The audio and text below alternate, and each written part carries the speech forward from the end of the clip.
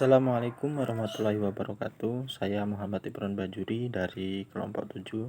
Di sini saya akan menjelaskan tentang pengertian dari segmentasi pasar. Jadi segmen pasar adalah kelompok pembeli yang memiliki karakteristik yang sama dan memberikan respon yang sama terhadap aktivitas pemasaran tertentu. Jadi antara kelompok pembeli itu memberikan respon yang sama terhadap aktivitas pasar. Menurut Philip Kotler adalah suatu usaha untuk meningkatkan ketepatan pemasaran perusahaan terdiri dari kelompok besar yang dapat diidentifikasikan dalam sebuah pasar dengan keinginan, daya beli, lokal geografis, perilaku pembelian, dan kebiasaan pembelian serupa. Jadi dimaksud segmentasi pasar yaitu bagaimana caranya melihat sebuah produk tersebut untuk dapat bisa laku terjual dengan cara melihat daya beli dari masyarakat sekitar, terus kesamaan pembeli yang serupa atau bisa dikatakan dengan banyaknya produk apa yang dibeli dalam dalam lingkungan tersebut. Pendekatan geografis itu ada 4. Yang pertama, segmentasi geografis digunakan untuk mengklasifikasikan atau mengkelompokkan pasar berdasarkan lokasi yang akan mempengaruhi biaya operasional dan jumlah permintaan secara berbeda. Jadi segmentasi geografis itu perusahaan melihat letak atau lokasi tersebut, biaya operasional di dalamnya, dan juga produk apa yang cocok untuk dijual belikan dalam wilayah tersebut. Terus selanjutnya segmentasi demografis adalah dasar yang paling populer untuk membedakan kelompok pelanggan. Segmentasi psikografis mengkelompokkan konsumen atau pembeli menjadi bagian pasar menurut variabel pola atau gaya hidup. Yang terakhir yaitu segmentasi perilaku, diklasifikasikan dalam kelompok-kelompok yang dibedakan berdasarkan pengetahuan, sikap penggunaan, dan respon terhadap suatu produk. Saya ucapkan terima kasih. Untuk materi selanjutnya akan dilanjutkan oleh saudari Diah Ayu Safitri. Baik, di sini saya akan melanjutkan materi dari pemateri pertama, yaitu tentang target pasar. Yang pertama itu ada pengertian target pasar. Target pasar adalah keputusan pasar yang akan dituju oleh perusahaan yang terdiri dari sejumlah pembeli yang memiliki kebutuhan dan karakteristik tertentu. Targeting yaitu suatu proses penyeleksi target market yang tepat untuk memproduksi dan servis dari perusahaan. Targeting juga dapat dikatakan sebagai strategi untuk mengalokasikan sumber daya perusahaan secara efektif, atau dengan kata lain, targeting dalam strategi pemasaran sebagai fitting strategi dari sebuah perusahaan. Dari pengertian tersebut dapat dipahami bahwa targeting merupakan proses penyeleksi target market dalam mengambil keputusan pasar yang akan dituju oleh perusahaan. Sebelum menentukan segmen mana yang dipilih oleh perusahaan, perlu mengevaluasi setiap segmen terlebih dahulu. Sebelum menentukan target pasar, kita dapat ada beberapa langkah yang dapat kita ambil. Yang pertama dengan mengevaluasi setiap pasar. Dalam mengevaluasi segmen yang berbeda, perusahaan harus memperhatikan 2 faktor. Yang pertama, perusahaan harus mengetahui apakah suatu segmen pasar yang menurut hasil survei itu hasilnya sangat potensial memiliki karakteristik yang secara umum bisa dilembangkan oleh perusahaan. Dan yang kedua itu perusahaan harus mempertimbangkan apakah berinvestasi di segmen tersebut dapat diterima secara logis dan masuk akal dengan memperhatikan tujuan dan sumber daya perusahaan. Memperhatikan sumber daya perusahaan itu seperti halnya meliputi ukuran, pertumbuhan, profitabilitas, skala ekonomis, dan resiko yang rendah. Dan langkah yang kedua yaitu dengan memilih segmen pasar setelah mengevaluasi segmen-segmen yang ada. Tiba saatnya perusahaan menentukan pasar, sasaran, atau targeting. Targeting juga memiliki beberapa kriteria yang digunakan untuk menyeleksi pasar. Yang pertama itu ada ukuran pasar, di mana perusahaan harus mampu membaca kekuatan pasar untuk menjadi penyebar dan penyalur informasi dan hasil produksi yang akan diterjunkan. Semakin besar ukuran pasar, maka semakin besar posisi yang menguntungkan bagi perusahaan. Yang kedua ada pertumbuhan pasar. Pertumbuhan pasar ini merupakan kepercayaan akan kemampuan pasar untuk terus berjalan dan berkembang sebagai mediator perusahaan dengan konsumen. Semakin besar potensi pertumbuhannya, maka semakin menjanjikan bagi perusahaan. Dan yang ketiga, keunggulan komparatif. Keunggulan ini adalah cara mengukur apakah sebuah perusahaan memiliki kekuatan dan keahlian untuk menguasai segmen pasar yang dibeli. Mungkin hanya itu yang dapat saya sampaikan. Selanjutnya akan disampaikan oleh pemateri yang ketiga. Assalamualaikum warahmatullahi wabarakatuh. Perkenalkan, nama saya Siti Khotimah, NPM 1804041153. Di sini saya akan melanjutkan presentasi dari pemateri sebelumnya, yaitu tentang profil perusahaan PT Mayora Indah Tbk. Yang pertama yaitu sejarah perusahaan. PT ini merupakan perusahaan yang bergerak di bidang industri pangan. Pabrik pertama berlokasi di Tangerang dengan target market wilayah Jakarta dan sekitarnya.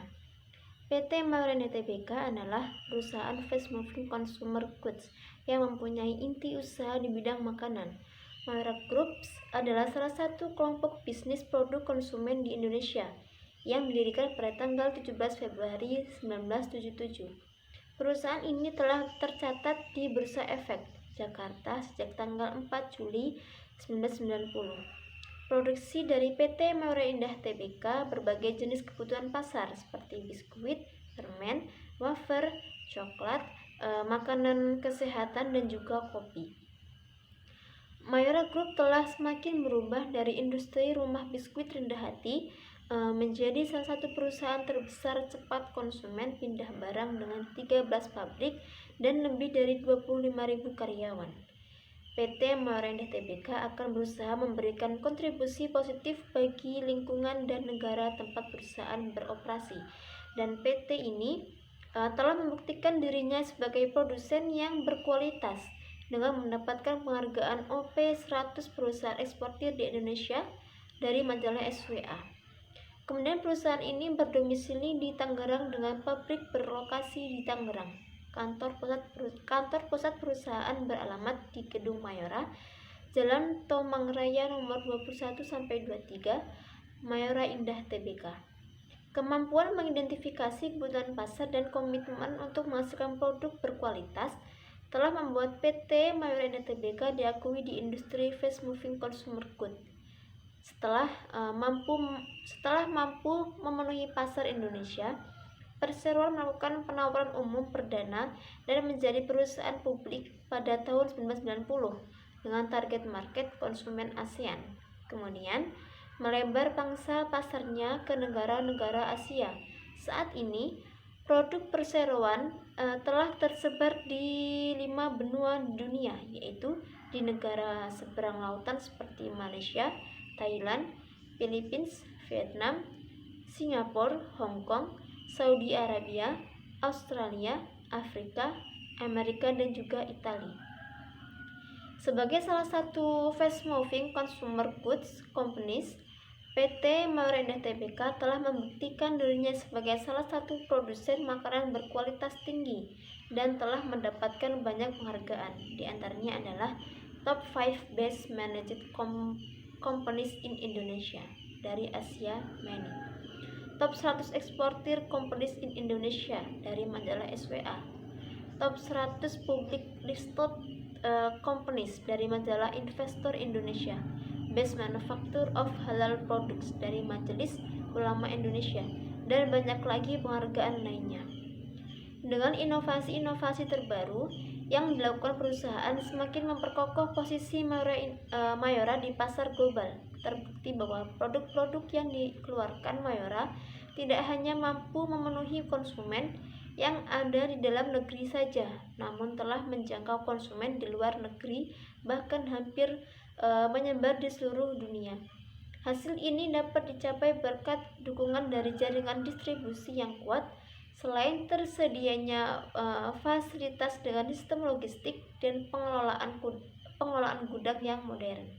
Kemudian visi dan misi perusahaan PT Mayora Indah Tbk. Yang pertama yaitu visi, menjadi produsen makanan dan minuman yang berkualitas dan terpercaya di mata konsumen domestik maupun internasional, dan menguasai pangsa pasar terbesar dalam kategori produk sejenis.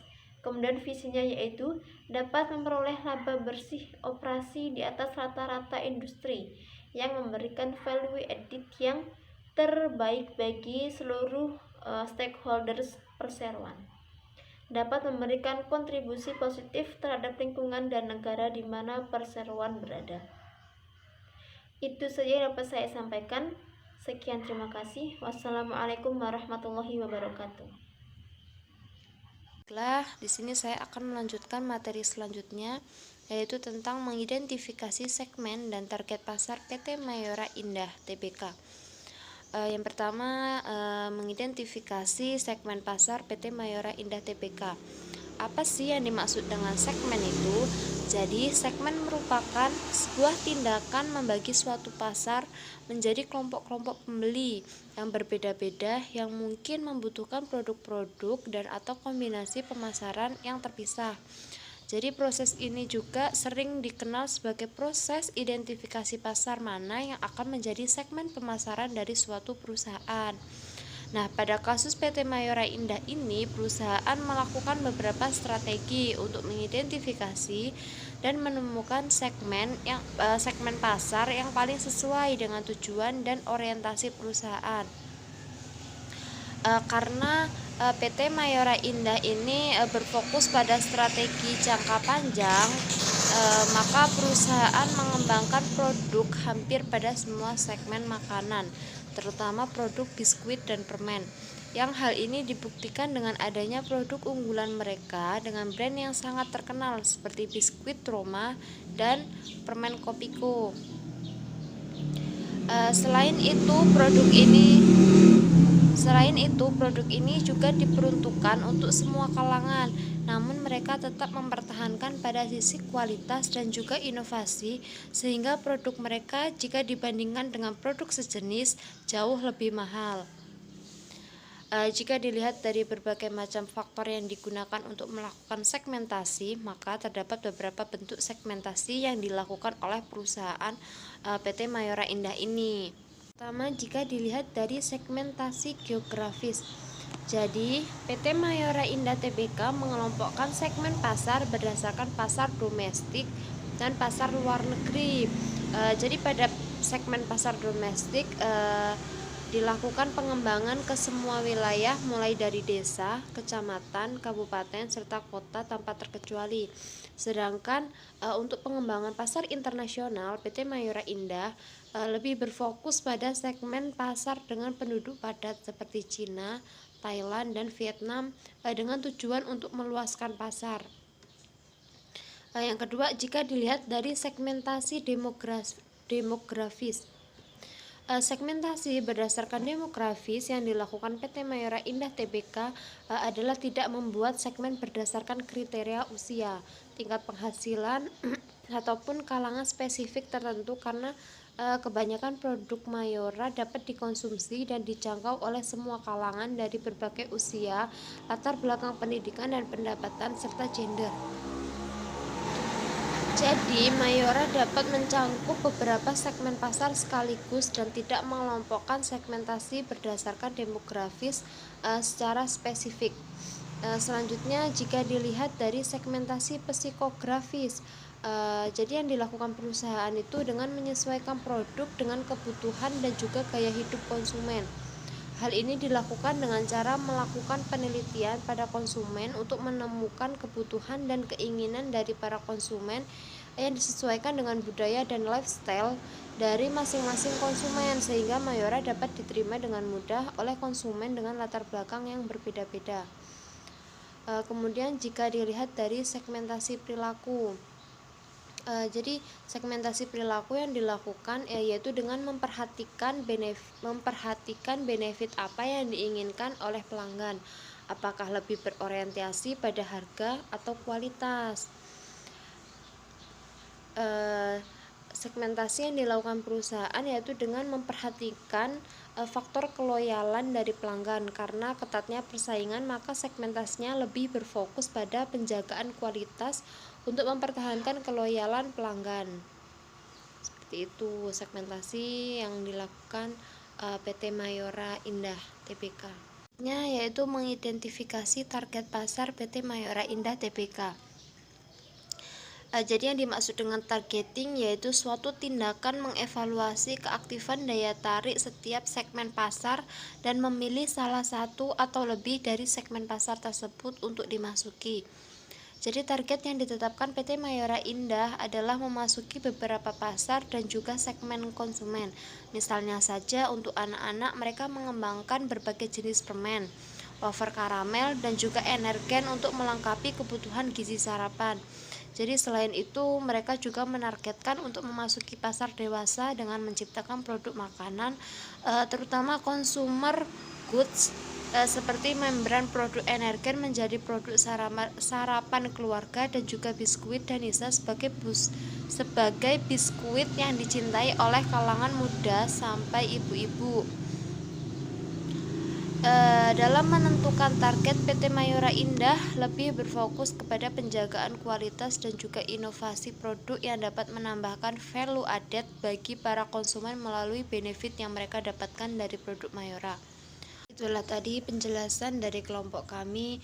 Jika ada salah-salah kata, kami mohon maaf. Saya akhiri. Wassalamualaikum warahmatullahi wabarakatuh.